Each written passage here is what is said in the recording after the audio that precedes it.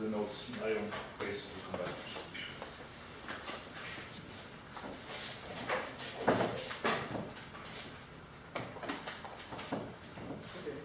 First of all, I'd like to thank the organizers for having such a useful school for the students in this wonderful place, full of beautiful things and also interesting things. Anyway, keeping the environmental issues aside, let's move on. So in the course of this presentation, what I really would like to convey are the following points which I list here. If at any point you feel that is not being presented, please stop me and ask questions. The first one is a fairly simple one. It's basically acknowledging the fact that these are multi-pocket systems that we have to take into account, which by now I'm sure all of you will agree with that fact. The second, more relevant to our work, is how we incorporate the nature of interactions between the different pockets. There are different number of electron hole pockets in the system. And more relevant to the school is the fact that how, through our treatment of the interactions, we can incorporate the multi-orbital character of the Fermi surface, as far as at least the effective interactions are concerned. The second part, where I describe the solution to the gap equation that we solve, I hope it becomes clear what specifically is the effect of multiple pockets and where it is coming in, and how using that we are able to connect the magnitude of the whole gap to the gap structure of the electronic Fermi surface.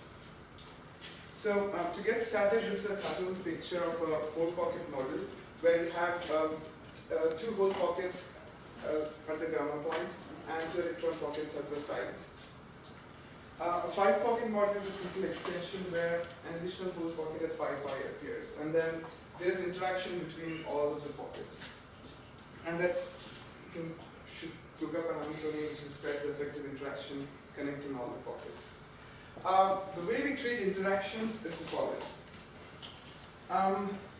So again, looking back to this picture, the interaction between hole and electrons is basically split into an overall scale times an angular dependent part, which goes as 1 plus 2 alpha cosine theta. Theta is an angle which is measured from kx axis on this slide onwards everywhere. Specifically, what this is describing is interaction of the whole pocket to a point in the electron pocket, and theta scans as you go around the Fermi surface. Interaction within the whole pockets and within the electron pockets are treated as constants, which I'll describe in a moment why, which is basically the question, like, why are we picking this interaction? The answer lies in the following fact, that if we are only looking at interactions between pockets, that means these two momenta here use the interaction, K and P lie on the different Fermi surface pockets. And then all we do is look at how the interactions change between points that are connecting different parts of the Fermi surface. In other words, we are only interested in the angular variation along the Fermi surface. So we do an expansion in angular harmonics. Psi m and psi n are basically the basis functions of AMG group, which is relevant for the iron-based superconductors. They have these functions constant, cosine x, cosine ky, cosine ky, and so on. Now all that is left is basically expanding these basis functions in terms of angular harmonics at the relevant Fermi surface. So if psi m lies close to the whole pocket, your expansion looks kind of like this, where you have a constant, a cosine 4 theta, 4 phi oscillation, cosine 8 phi oscillation, and so on. And around the electron pocket, you have a constant cosine 2 phi oscillation, cosine 6 phi oscillation, and so on. And the total interaction is basically given by this product. And for this work, we basically limit ourselves to the lowest harmonic, that is expansion up to 2 phi. And hence, you can see that when you multiply this, all you're left with for an electron-hole interaction is a constant and a cosine 2 phi term. All of those are equivalent. And you might as well ask, well, is this good or practical enough? Well, the answer is actually yes. Here we show, in this plot, is an interaction of like this particular point in the whole pocket with every other pockets. And the symbols are actually calculations made which begin from a real space Hamiltonian, and it's actually provided by Maxim Koshner and Peter Hirschfeld. And black lines are the fits that we get from the lowest angular harmonic approximation that we make. And you see that they're actually pretty good. take into account most variations, just with keeping the two harmonics. Not only this, even if you look at interactions which are enhanced by spin fluctuations, the same kind of a treatment that we have can be used, and it still gives a very good fit. The only difference being that the specific components which are enhanced due to spin fluctuations will be larger. So in that sense, we can claim to an extent that it is capturing the multi-orbital effects, at least in the context of looking at interactions, no matter where you start from. So moving on, what we basically do is solve the nonlinear gap equation in this multi-pocket system, which is basically a coupled equation for all the bands. And the gap structure that we choose is the following. In fact, you can prove that this is the most general gap structure you can have, given that you have chosen the form of interaction that we have. So it's constant along the two whole pockets, and there are oscillations along the electron pockets. It's a constant and an oscillatory part. The analysis is further simplified by choosing a parameter, defining a parameter R, which is the ratio of delta E2 over delta E1. And as you can see, R being greater than 1 would be a nodal solution, and R being less than 1 would be a nodal solution. These are just the details about what we have considered in this work. For the results that I'll flash will be for the model where we treat the two whole pockets identically. It's not necessary, you can consider at different limits, but the key result will not change. We also set the interactions within the hole and the electron pockets to be the same. It's actually an outcome from a renormalization group flow study that we have. This is just to limit the parameter space. You can keep it as different, and it's just the parameter space blows up. I mean, it's bigger, that's all. And also we'll be restricting ourselves to that set of the phase diagram for the pnictides where S plus minus order is more or less confirmed. Don't look into extreme dopings where D wave is a strong competitor. We also ignore materials which have only one kind of Fermi surfaces, as you might have learned from many talks here that there are such materials now. And we treat the system as positive 2D. It can be extended to 3D, but again it incorporates large number of interactions that has to be accounted for. So keeping things simple right now. The gap equation, it can be set up using the same techniques which were actually described in the lecture previous to this session. I hope that would have been completed, they have complemented this completely, but still. And so you can see the three components of the gap which are present: delta H, the whole gap, delta E1 and delta E2. And they are in zoo of interactions here. But if you stare at this equation, you'll find two parameters floating around, which are alpha and beta. Alpha, if you recall, basically accounts for the anisotropy of interactions. And beta is this ratio that we define. It's the ratio of UHH over UBH. It's, in other words, strength of the Coulomb repulsion over the pair hopping term. Pair hopping term is the interaction between the electron and hole pockets.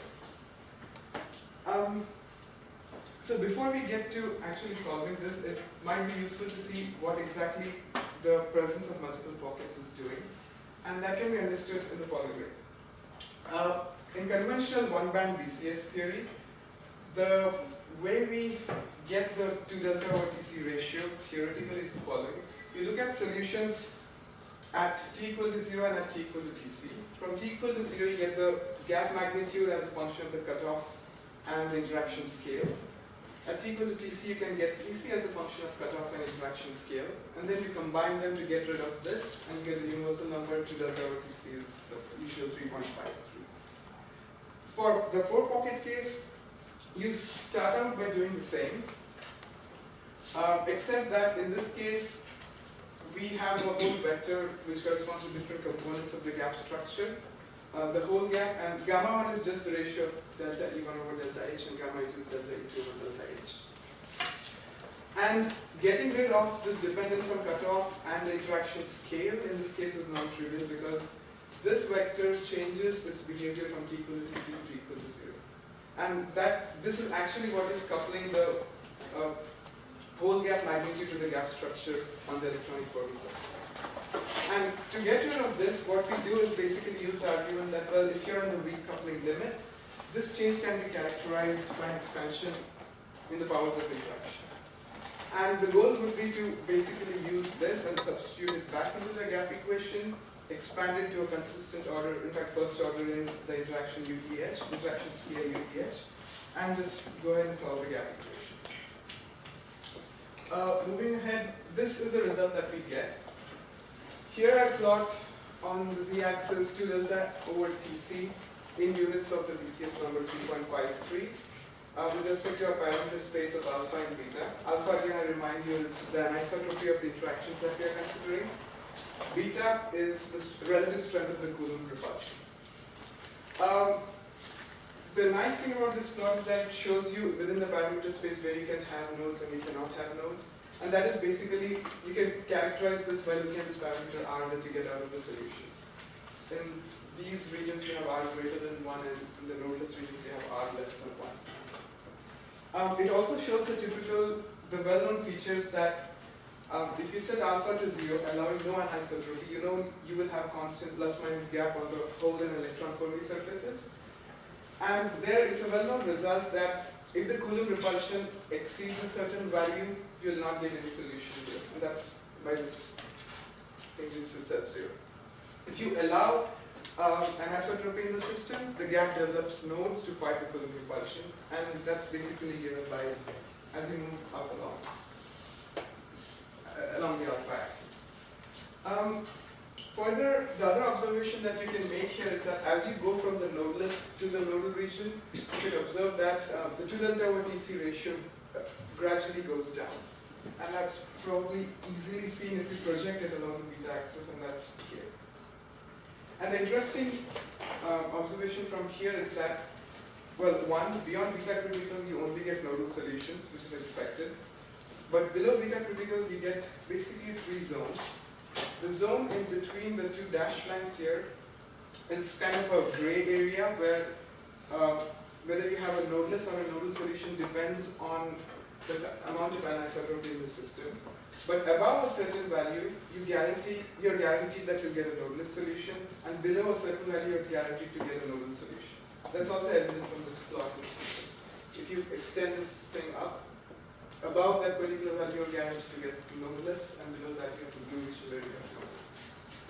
And looking at this, we can basically construct a so-called structure strip, which looks like this. If you have a 2 delta over Tc in units of BCS or in whatever units, you get something like a smaller 2 delta over Tc corresponds to nodal and a larger corresponds to nodeless. And there's a small region of uncertainty here. The exact values here highly depends on the kind of model you choose, the number of Fermi pockets you have, the approximations you choose for the relative strength between the different interactions. But following this technique, this kind of a feature will always exist, and that's the sort of universal result from what we have. Also, I forgot to mention that we chose to stay in the weak coupling limit because if you iteratively solve the gap equation, you can definitely get the gap magnitudes, but then those will depend on the interaction scale and the cutoff. So if you are trying to look at something which is more universal, you have to stick to the weak coupling limit where the cutoff dependence and the interaction scale dependence drops out. And if you decide to do that, this is the outcome that we have. This is kind of blurred out because if you take in strong correlation effects, it's known that you can push the result to be higher. But otherwise, the weak coupling really stops it somewhere here. Of course, it's the typical gap structure solutions that we have, nodal and nodeless. So for the particular set that we analyzed, we basically looked into 4-pocket model and the 2 limits A and B. A corresponds to the fact, in fact, the results that I've presented thus far where the 2 central bull pockets were treated identically. Model B is where one of the bull pockets in the center doesn't couple to the other bands as much. So these are the 2 extreme limits. The real situation is expected to stay somewhere in between that, so we think that these 2 limits should be a good measure. Similarly, in the 5-pocket model, model A is where both whole pockets in the center are treated equally. Model B is where one of them is not all that relevant. And this is a classification that we have of some of the compounds that we took. These are So in this plot, what I show is on the horizontal axis is 2 delta over TC value as reported from RPES for mostly optimally doped samples for what we have.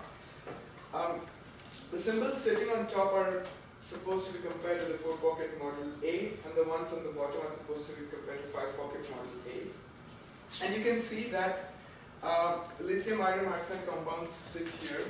We have results from 2 different groups. The references are in the next slide. Sorry for that. So according to the 2 delta over TC reported by RPES, and if we try to fit it into what we observe, this is kind of on the boundary of degradation in the nodeless region, which is okay because transport measurements for lithium iron arsenide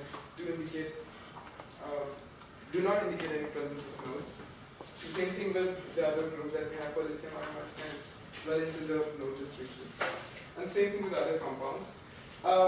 This blue dot here corresponds to the phosphorus group compounds, which is sitting right at the boundary of nodal and the uncertain region. And we all very well know that phosphorus group compounds do show nodal behavior. So in that sense, this is fairly consistent with the experimental picture that we have thus far. And well, these are the references which you can have a look at them later. So connected to this work, you can extend this definitely by, as I mentioned in between the talk sometime, that you can incorporate more parameters and look into the same thing, but the universal behavior of this split of having lower 2 delta over TC corresponding to nodal and higher 2 delta over TC towards nodaless will not change. You can extend this to incorporating 3D effects by in the step when you expand your interactions. So instead of just limiting it to the 2D plane, you can have a third angular variation. So in summary, one is I hope it's clear that how the multi-orbital character of the Fermi surface is taken into account through the treatment of interactions. And the second is basically that this is kind of a expected behavior when you're looking at the whole gap magnitude and the gap size. That. Thank you for your attention.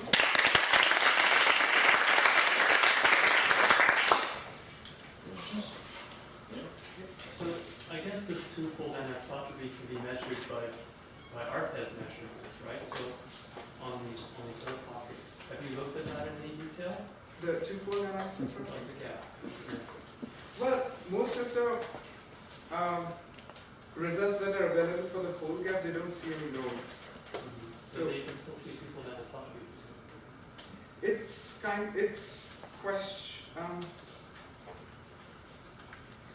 For most compounds, it's really more or less isotropic, but there are some variations, but they will be consistent with more like a 4-5 modulation, which we don't take into account here.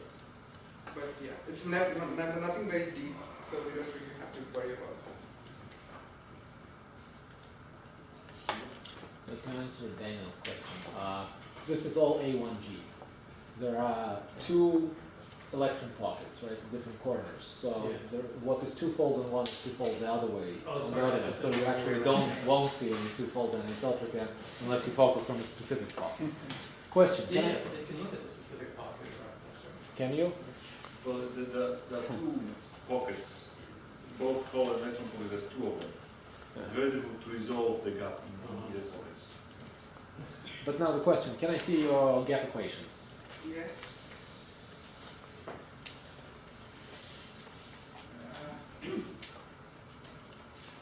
This one. So delta E2 depends only on delta on the whole sheet, which means there is no interaction on that electron pocket itself. It's only superconducting by proximity.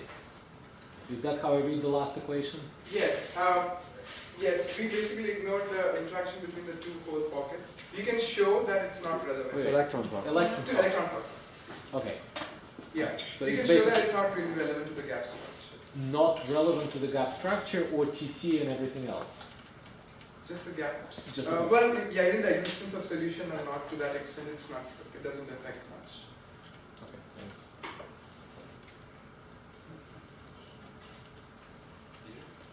Actually, while we're on this slide, I missed something completely basic. What does E1 and E2 mean? Oh, Because I thought we had 2 pockets which were equivalent. I mean, from the symmetry yeah, point of view. so two-fold pockets, delta H1 and H2. Ah, so this is the anisotropic part. Yeah, I just missed this. Thank Okay, you very sure, much. yeah. Okay, that was the pre-question. The question is, what's the motivation for focusing all the attention on the whole pocket ratio? Well, yeah, good question. I didn't mention this here, but that was primarily, we started this when most of the results from our tests were known to be of good resolution to the center of the Wilhelm zone, and it couldn't be resolved in the electron pocket, so we wanted to see if just by using that we could see if we can say predict anything. But then it turns, while doing this we discovered that, well, it's probably more general that such a relation will exist in a multi-pocket system. If that answers. Mm-hmm.